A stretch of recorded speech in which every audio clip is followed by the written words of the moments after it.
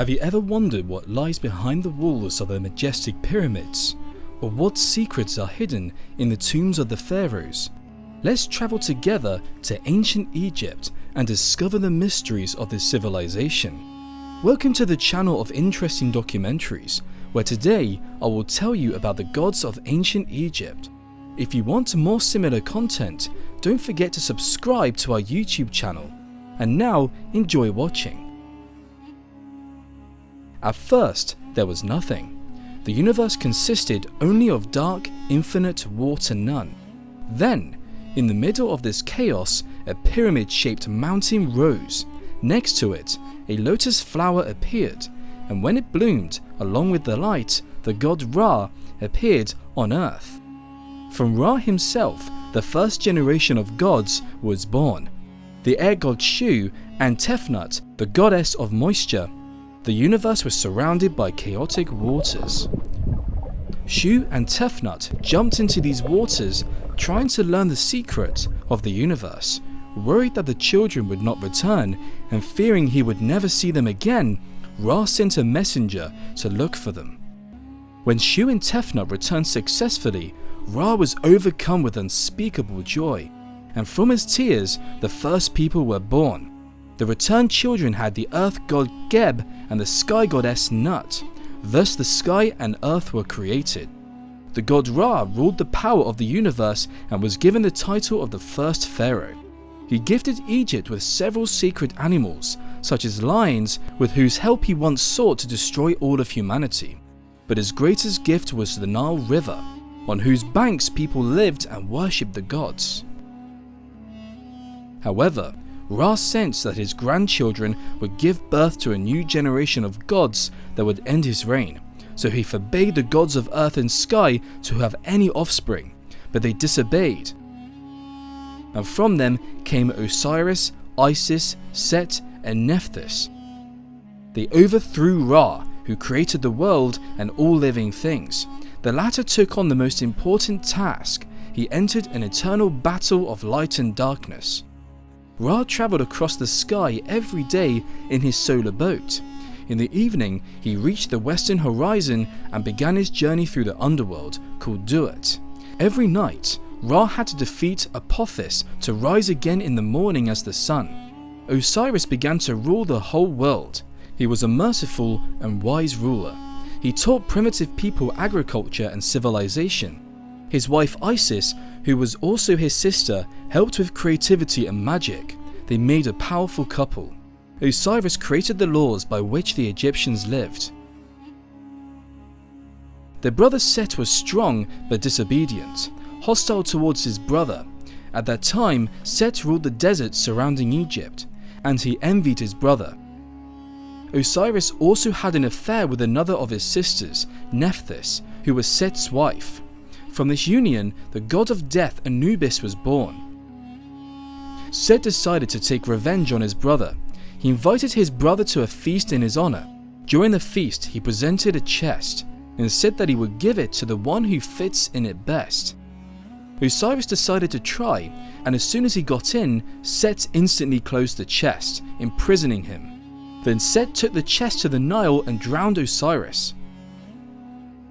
Osiris' wife Isis grieved for the death of her beloved husband, and her tears caused the annual Nile River floods. When she found Osiris' body, she tried to hide it, but they were found by Set, who chopped the body into 42 pieces and scattered them all over Egypt. But Isis managed to collect all 42 body parts. And with the help of the god of death, she mummified Osiris' body. Then, using her power, Isis managed to resurrect Osiris, but he had to move to the world of the dead and become its god. However, Isis and Osiris managed to have a son, whom they named Horus. He vowed to avenge Set and reclaim the throne that belonged to him. Horus grew up hiding from Set, who sought to kill him so that he could not avenge his murdered father. Horus is depicted as a falcon, or a man with a falcon's head. It was believed that he would bring light back to Egypt and finally end the darkness that Set brought with him. When Horus finally grew up, he decided to reclaim his throne and went to war against his uncle Set. This battle lasted many years and was full of various trials. The gods repeatedly turned to the Council of Gods, led by Ra, to decide who was the rightful ruler of Egypt.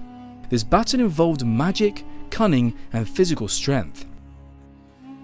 Finally, during one of the clashes in the desert, Set tore out Horus's eye, which later became one of the most famous symbols of ancient Egypt. The Council of the Gods demanded peace between the two gods. Set invited Horus to his palace for peace talks, but all the time he mocked his nephew. But Horus was prepared. Together with his mother, they poisoned the food that Seth ate. He instantly fell ill, and the red circle appeared above his head, which Horus took and put on himself. And finally, after many years, the throne went to the rightful heir to the throne. The defeated Seth had to join his father Ra in the eternal battle between good and evil. His roar can be heard every time thunder is heard.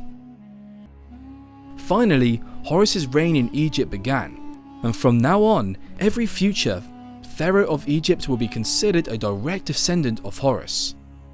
Ra is the sun god in ancient Egyptian mythology. He is considered the most important of all the gods. However, feeling pressure from other gods, he decided to leave his throne and go to heaven. As the most important sun deity, his main goal was to fight the night. To make this possible, he travelled across the sky in his solar boat, illuminating the whole world. But at dusk, his boat went beyond the horizon and reached the underworld, where his boat had to pass through 12 gates, which symbolized 12 regions. His son Osiris, whom he visited during each journey, was in one of these regions. During this journey, Ra's solar boat was attacked by the serpent Apophis, who sought to swallow the solar boat, and it seemed that with each passing day, she was getting closer to her goal.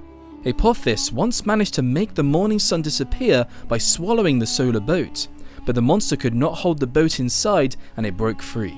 This phenomenon symbolizes a solar eclipse. However, with Set joining Ra, swallowing the solar boat became increasingly difficult. Set helped defend the solar boat and fight against the forces of darkness. Anubis, a god with the head of a jackal, is a deity connecting the worlds of the living and the dead. He was one of the oldest Egyptian deities. Anubis is considered the main deity connecting life and death until Osiris took over these duties. Anubis was also the god of mummification. During funeral ceremonies, when performing mummification, it was common to see priests wearing jackal masks. Anubis was also considered the guardian of tombs and burial sites. In ancient Egyptian mythology, cats were worshipped as sacred animals, and the goddess Bastet was associated with cats, protection, fertility, and joy. Bastet is usually depicted as a woman with a cat's head or as a cat. Initially, she was depicted as a lioness, but later her image became gentler and associated with domestic cats. Bastet was the goddess of home, protection, fertility, joy, music, and dance. She was considered the protector of the pharaohs and the nation. Bastet was worshipped in the city of Bubastis, where a large temple was built in her honor. Cats were considered sacred animals, and harming or killing them was considered a crime, and often punishable by death.